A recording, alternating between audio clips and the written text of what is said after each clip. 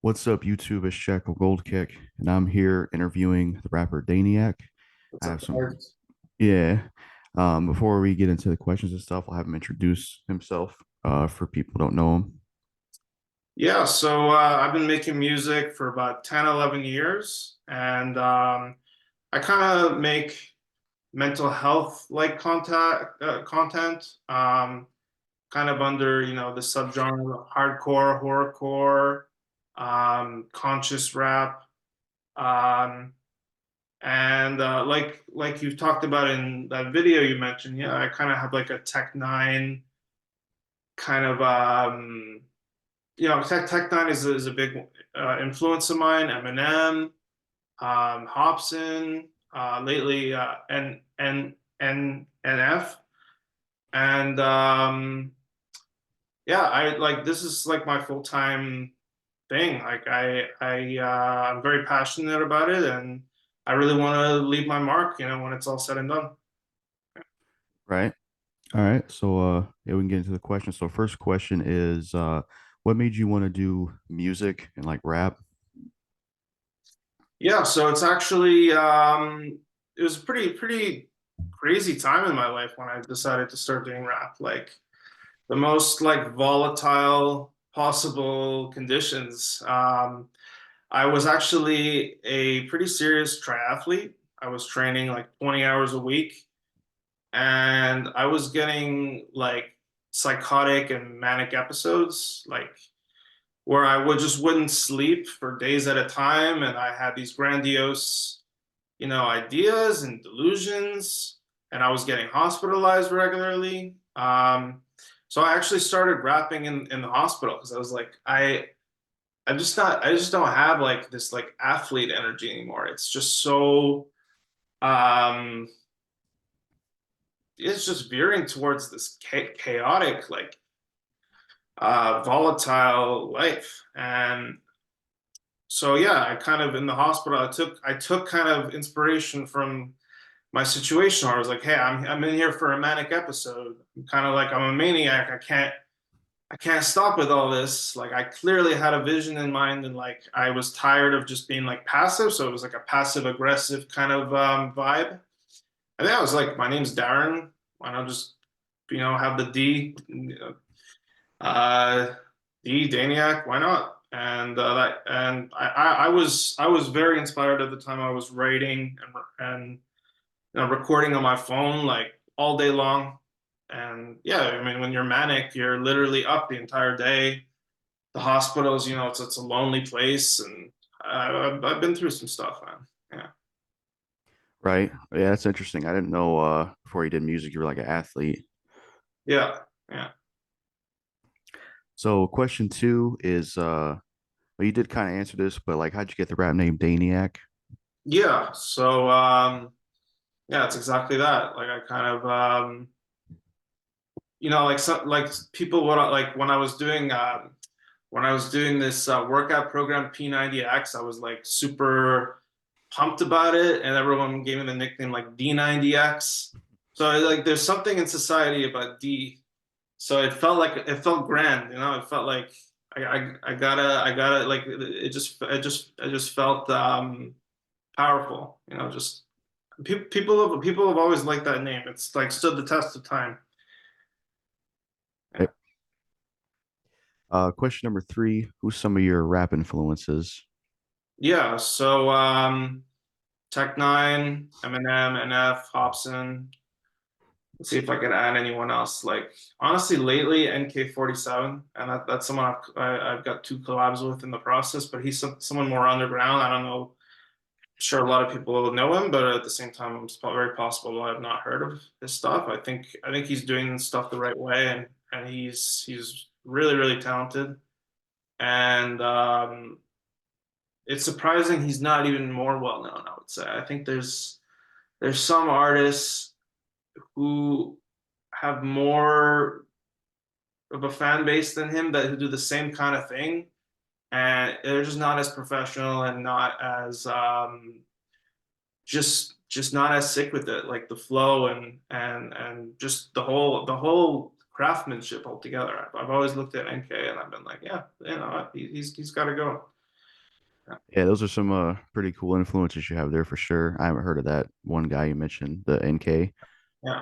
Oh, look him up. He's good, and we got a couple collabs in the works. So yeah. Yeah, I definitely have to check him out. Question number four, what was the creative process like behind the song Catatonic and the music video for it as well? Yeah. So that's an interesting one. So the experience of catatonia is kind of like losing your soul and not really having an identity or a voice anymore. And your mind really like just plays tricks at you at that point. It's almost like a power trip that like the world is giving you this hell. Everyone's just giving you this dominant energy, and you're in like a no-win situation. You like retreat into yourself, and you lose everything that made you formerly you. Right. And I would say the number one feature of that for me was mutism. Like I just wouldn't be able to talk. And I also wanted to signal that something's really off. So I'd be like, so it's pretty accurate what I portrayed in my video. Like I went pretty all out with it. Um, I definitely, it's like your brain knows what it's doing. Like there's definitely, um, and then I've never been like formally like that symptom's never formally been diagnosed, but I found it so interesting that my worst episodes of depression, it would get to a deeper level where, yeah, I just kind of lost my soul. And I would say that the video, it was cool filming that. I actually filmed it in my apartment in the garage downstairs. And I wanted something simple. I just wanted that close up image, just like creeping in on me and then also actually what makes that video interesting is you switch to the mania because this has actually happened during the pandemic, and I just wanted to show the extremes in the emotions, how going from like just lifeless to suddenly like popping out of that seat and like having this intense energy. It's kind of like the bipolar flips. Yeah. Y- Yeah, that's an interesting backstory to that song and video. That's pretty cool. Yeah. Yeah, I take my visuals seriously. I find that that's one of my favorite parts of the art.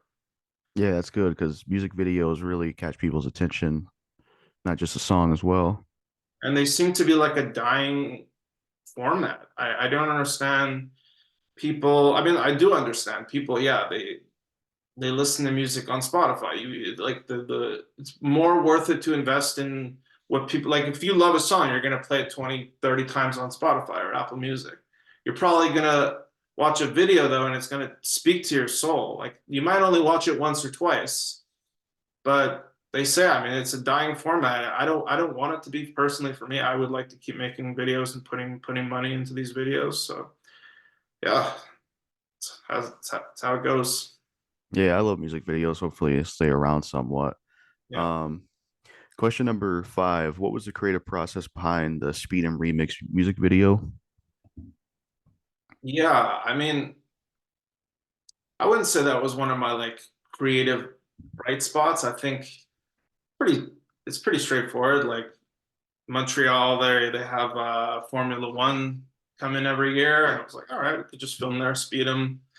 I'm not particularly proud of that track. I know that it's one of your favorites. I would say that the video was sloppy. Like it was a different guy I was working with, and we were both like we were both sloppy that day. The song is cool. Like I love Zrax's verse. He's on the third verse. Um, but I personally love my own stuff rather than remixes. Back in the day, I was doing a lot of remixes. I was like obsessed with Tech Nine. But yeah, nowadays I'm not really a remix person. That's understandable. I always thought the visual for that was cool, though, how you filmed it at like a NASCAR area. I thought it was Yeah, fitting. yeah, for sure. Yeah. Question number six, how'd you meet Antoine? Antoine, ah, like I don't even know if I remember. It's just like I was doing a ton of networking at the start, And like I have no energy for that type of stuff. Like I don't even know how I did that stuff. Like I was reaching out to thousands and thousands of people, and I find it so like in disingenuine or whatever the word is. It's not genuine. Like someone like these people on like Instagram, they all reach out to you and they're sweet talking you. They're just saying, "Hey, yeah, I love your song. I listened to this." They probably played it for 5 seconds and they have this little game they're playing, and then the second that you let your guard down, you're like, "Oh, thanks for the love." Then they're like, oh, by the way, I'm a producer, but you'll buy this, blah blah blah blah for me. So it's like I guess I was kind of on that kind of stuff for a year or two. That was like my grind, and met a lot of people. But I would never do that shit again. That's just crazy. Yeah. But Yeah. Antoine's a good dude. Antoine, like, he was very humble and very like willing to like work on his craft, and he always approached me with respect, and we made some good art, and like I think like yeah, we've definitely, maintained that respect for each other's crafts as the years gone by. I don't think he's rapping as much as he used to, but I was really impressed. Like when he first started that, when I first started stuff, I don't think that he really like had figured it out that much yet. And then like in the span of like 3 months, he like was sending me stuff, and I was like, whoa, like that's just levels above what he was doing. And so we ended up making a couple tracks together, and I had him on my album, and yeah, it was my first album, that Dose of Daniac. Yeah, it's a pretty cool backstory because I actually had found him and you at the same time. White Haze had like shared a song somewhere on Facebook, and Lyrical Fire was the first one I heard. Right. Question number 7: who's your musical influences as far as like your singing and chorus style? Hmm. Yeah, I would have to say like Strange Music probably. Like I think that they're just really creative with choruses. Just like the beats that they have, just like really like evoke a strong emotion, and then like yeah, they're very creative with their hooks, and I think it just these hooks, they kind of just like write themselves when you have that like when you hear a beat and you it evokes a lot of emotion. I think that the chorus sometimes just writes itself, and I've always like focused on low notes. I think my best chorus, like back in the day, has always been like my song Release. They're like, this is release of some of my demons. And honestly, when you're writing hooks, like sometimes they it just comes to you in like 30 seconds. Like you're not actually working at it for hours, and then like it's that pure inspiration. And you have to write a lot of songs and scrap a lot of songs, but usually when like that perfect hook comes to you, it's like heat of the moment, and like there's nothing like that light bulb when you're really inspired as an artist. And it doesn't come out. It doesn't come every week. Doesn't when it's there, you got to take advantage. It's an exciting time when you're really inspired. Right, that's interesting. So yeah, I think you have really good choruses for sure. Uh, question number 8: how'd you get Chris Calico as a feature on your upcoming album? Well, what do you think? Money. I I had to save up, and it's a business. I just viewed it as a power move, and I was like, hey, I want to see what a major collab would get me. I'm still like halfway through the process of it. Like I still want to invest more into like getting him in the music video. I want to invest properly in marketing, and like I'm not rushing to release it, because like if I just I don't think I know shit about marketing. I think that's like 70% of success, and I like know 10% of what it takes to be successful with marketing. So Right, I really feel like the first 8 or 9 years where I was just building my craft, and like the last year and a half is like the first time I really got serious about things. Um and I still think there's a long way to go. And so there's really like I have a lot of my top tier material that I've put together this year that I'm really just not in a rush because like you have to scrape together like money to be able to be successful in music and um yeah, I mean I would love to work with these types of names more often, but like this is Hmm. my shot. Like I had some savings and I'm just hoping that you know people hear it. Like if that song gets 1,000 views, not 100,000, I'm gonna be pretty pissed off. Believe me. Like Right. Yeah, that's pretty cool. It'd definitely be cool if you get a music video too with him. That's yeah, awesome. yeah. Question number 9. What's the information you could tell us about your upcoming album? Um, well, it's been in the works for like 4 years. Like started it in 2020.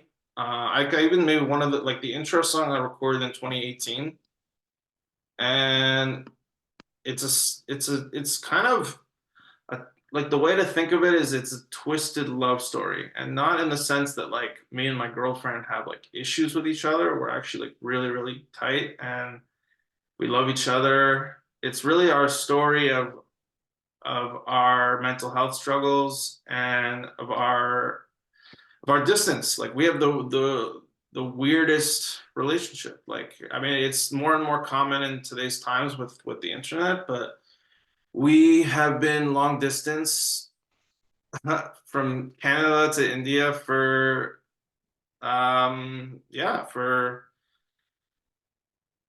6 years. It's crazy. We only met once. We met for 2 weeks last winter, but other than that, you know, like I'm on yeah, anyway. It's so yeah, basically the song like the album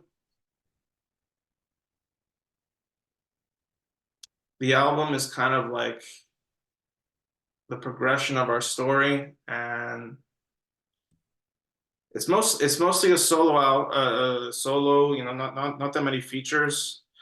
Sorry, I'm like rambling and stuttering a little bit. I haven't really thought that through very much about how much I want to share with the public because it's like it's also it's tricky. It's kind of like in today's times, it's really you just put out singles. They don't even Hmm. put out albums. Like I like so I don't even know, you know, like when it finally is released, it's going to be like, hey, I already put out 8 or 9 of the songs. Here's 2 more. So it's like it doesn't really feel like it needs to be taken so seriously as an album, but for people who love the songs, it is a concept album. So at the end of the day, if you do love it and you do like to play it through, that's how I intended to make it. And I really hope that it connects with the large audience.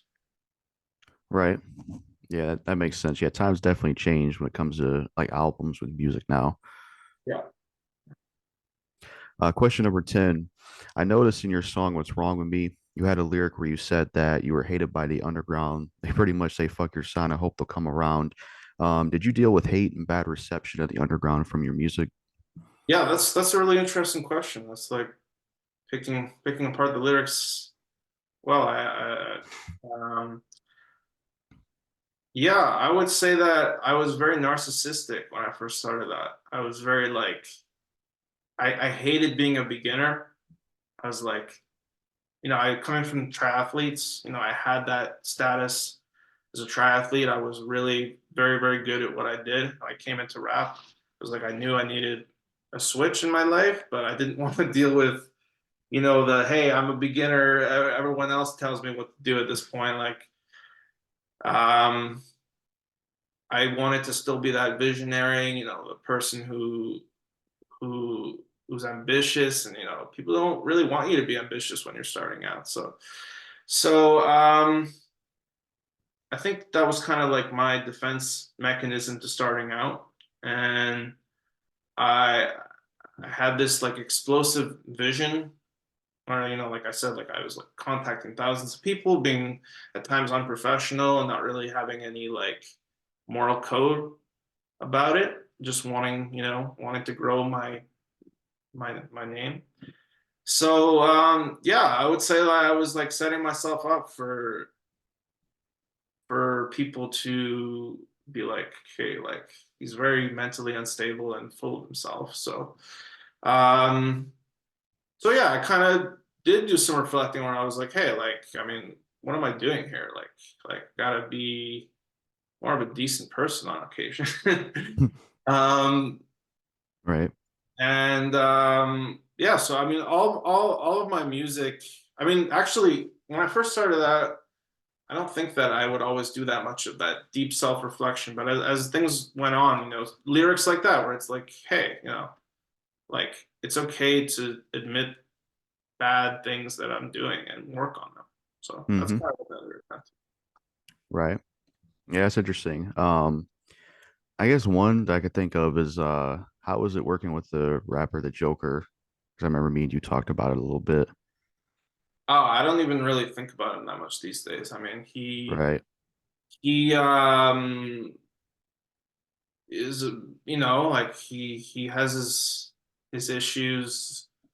Um, you know, he's like a lot of people have issues with him as a business person, and I enjoyed the song that I did with him, and he's a great artist. But yeah, he definitely has issues.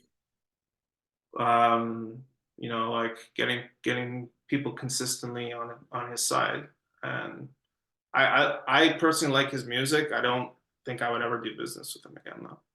Right. Yeah, I get that. I guess something I could ask you is that's a cool backdrop you have, the drawings behind you. Could you tell us about those? Yeah, for sure. So yeah, I mean, I'm kind of like an abstract or surrealism artist where I kind of go into an art piece and just kind of have no goal of where I'm trying to take it. I just kind of draw and see what I come up with. And I kind of concentrate on like making faces. Zoom in a little bit, but like you see some strange faces, um and then you like there'll be some that um are just maybe like this one that are more not necessarily about making faces, but just kind of like a strange, abstract, very random creation. And yeah, I just like to have this crazy wall. Yeah, those are pretty cool. Yeah, I've got some puzzles up there too. Yeah, this is my music room. I got my studio over here, my booth. I don't know if you can see the lighting is a little weird over there, but yeah, I got this booth last year. I'm in here pretty often. I do work as a freelancer, and yeah, had a busy month in December, but it's very up and down, and it's honestly kind of a nightmare sometimes. More often than not, it's a nightmare. Right. Being an artist is very very hard. Yeah. That's a really cool setup you have there, And though, yeah, that's for sure. I'm actually really like at a point where like lately where it's like I'm burnt out and like I'm just I mean, I'm kind of like miserable in my life, honestly. I'm really miserable. And sometimes like the music doesn't does the opposite of, like the therapeutic side. Sometimes it's like um it's just all work, and sometimes I have to go back and forth with like the final mixes, and it's like I have kind of like OCD. So it's like I can never just let a piece be. And some of these this Fiverr work that I do, it's like they'll give me their lyrics because I have to like make something that's personalized to them, and they'll write like baby rhymes, right? It's like plain game name, and it's like I have to turn that into like a good flow that I could present and put on my brand. So Right. like it's just shitty songwriting. I'm just it's like Hmm. I love just being able to do like to really like because I look at songs as kind of a puzzle, and to make like a really good flow you really have to feel what you're doing, and I just miss that creative energy I had a few months ago. It's just a little burnt out lately. Yeah. I think it's understandable. As a creative artist, sometimes you need a break or you get burnt out. Yeah. How was the creative process behind the music video In My Element with Playboy the Beast? Yeah, I kind of just wanted to do um, something that showed the extremes of the kind of like dark or outcast life I was living, on the side. I think there was probably not a single person in my town that goes out at 4 a.m. and goes for a run, or 3 a.m. or whatever, like pitch black, got his music on. Like I felt like I was really just this strange person who, I literally was waking up every single day. I was completely nocturnal for a time period. I mean, I'm still mostly nocturnal, but there was that time period where I was especially nocturnal, and I was waking up at like 6 p.m., 8 p.m. That was like my average wake up time. So I Right. was like pulling all nighter, and then like honestly go to bed around like right now, which is like 10 a.m. Uh, and then just wake up at like 8 p.m. and then just have to live my life in this weird way where I was barely getting any sunlight. And Right. so yeah, that music video was yeah, kind of just meant to show like some sport extremes, but it was mainly focused on the nocturnal aspect of I was kind of like in my element, was showing that I come alive at night, and that during the day I'm like this, outcast, or person just doesn't fit in, doesn't enjoy his life, and yeah. Right. That's pretty cool. Um, Yeah, we only got 7 minutes left on the Zoom call, so let's try to wrap it up. I think you wanted to hear a snippet of the Chris Calico track. yeah, that'd be Yeah, that's cool. all the things we discussed. So uh,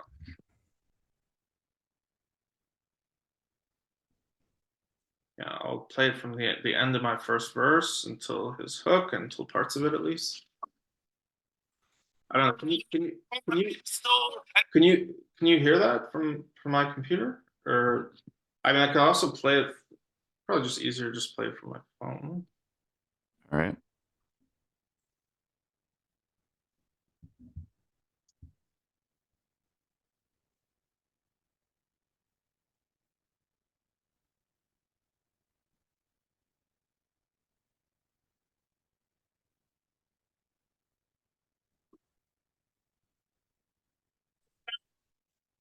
Know that I own my baby soul, and that I love is unconditional, can make me go on in these dark times. Happiness don't make sense. It's really all an illusion. I'm out of patience. My hypomanias don't last long. I'm a mad genius. I'm here on this planet to write these. Try everything. It don't work. It still hurts, yeah. You promise no, no. Sounds interesting. All right, there's your sneak peek. Yeah. It's gonna sound better, like regular out of yeah, headphones or whatever.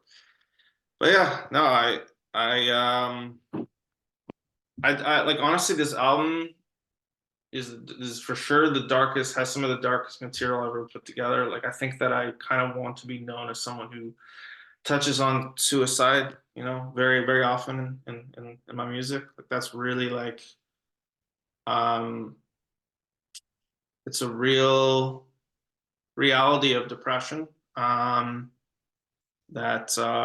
when it gets bad, which is most of the time, most of the year, yeah, you just don't want to be alive. You just genuinely kind of think about ending it, and I never really get to a point where I'm like, hey, I'm gonna do it, but I think about it in a really shockingly intense way, and consistent.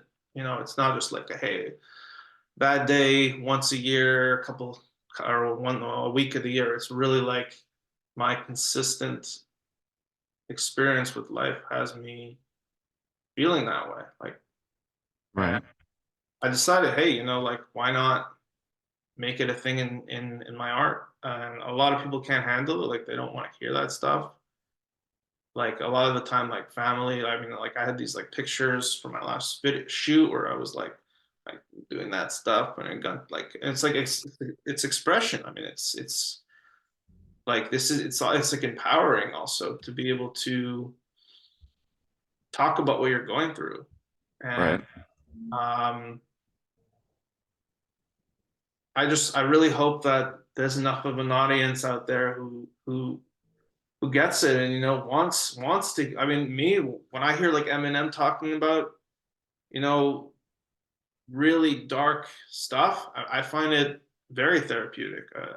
I think that there definitely needs to be artists out there who make this type of content. People are thinking this stuff. People are feeling it. Life is a lot of suffering, and yeah, I hope that there's people who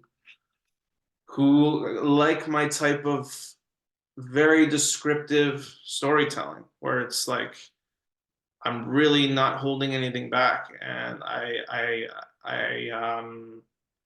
think I have like a storytelling kind of style, and it maybe actually makes the songs less relatable because I make it so personalized to me that maybe that's kind of a knock where people just want to hear something simple. And Right. I think the music is far from that. But I think that in some ways it's a lot like Eminem, where he will really, really describe and use like the most out of his abilities with rhyme schemes and lyricism to really describe something very, very particular. And yeah, that's what I try to do. I think this album is going to be um, really, it's really something I'm very proud of, and I really hope I hope it does well. Yeah. Yeah. Yeah, I think that stuff's important in music, and yeah, your album should definitely be interesting. So before we end this interview, is there any like pages and stuff of yours you want to like tell people about? No, I think we touched up on pretty much everything, and I'll definitely, I definitely want to be around to answer comments, and I find I don't get that many opportunities to really interact with people who want to know about what it's like to be an artist and want to know about the process. So I'm hoping. I mean, it was cool to see the video you posted. You seem to have some people who follow, and I'm looking forward to interacting with people. And Yeah. Hmm. All right, well, that's it for this interview. Thanks for letting me interview you. This is like the first live interview I got to do, so it's pretty cool. Yeah, definitely go check out Daniac on YouTube. Check out his social medias and stuff like that. I'll leave it linked in the description. yeah, all right, take care, guys. Take care.